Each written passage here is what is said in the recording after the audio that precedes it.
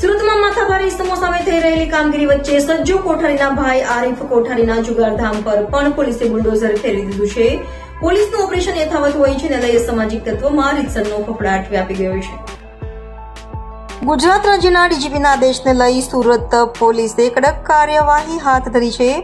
ત્યારે અગાઉ સજ્જો કોઠારીના ત્યાં ગેરકાયદેસર દબાણો દૂર કર્યા બાદ હવે તેના ભાઈને ત્યાં તંત્ર ત્રાટક્યું હતું. સજ્જો કોઠારીના ભાઈ આરીફ કોઠારીના અડાજણ શીતલ ટોકીઝ પાસે આવેલા જુગારધામ પર પોલીસે પાલિકાની ટીમને સાથે રાખી બુલડોઝર ફેરવી દીધું હતું. આરીફ કોઠારી સામે જુગાર, મારામારી, રાયોટિંગ સહિત 22 જેટલા ગુનાઓ નોંધાયા છે. તો સાથે સજ્જોને લાજપોર જેલની બહારથી ભગાડવામાં પણ તેનો હાથ હોવાનું કહેવાય છે. કઈ જગ્યાએ કઈ પ્રકારની કાર્યવાહી?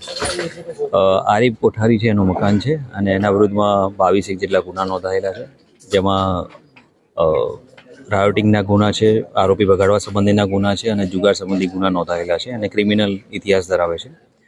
એસએમસી દ્વારા એનો જે મકાન આવેલું છે એની વેરીફાઈ કરતા સરકારી જગ્યામાં મકાન હોવાનું એમને જણાતા આ જોડે દબાણ દૂર કરવા બાબતે મદદ માંગતા પોલીસ લોકલ પોલીસ ઝોન 5 વિસ્તારની આપવામાં આવેલી છે અને એસઓજીના માણસો બંદોબસ્તમાં ફાળવવામાં આવેલા છે અને જે દબાણ છે એ દૂર કરવાની કાર્યવાહી ચાલુમાં છે. કેટલી પ્રકારે કેટલું મોટું દબાણ કર્યું છે? 2 માળનું મકાન છે એનું.